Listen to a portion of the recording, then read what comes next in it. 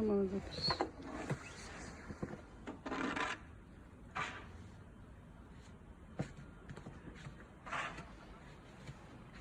این هم ماشینایی که ستاشون فضای بینشون پر شده. ماشین همه مدفون شدن زیر برف. این هم صحنه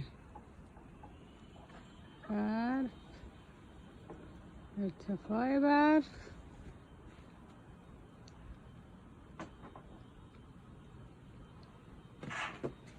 این هم تراس راپله ما که اصلا نمیدونیم چجوری باید بریم پایین، همه یه دست شده.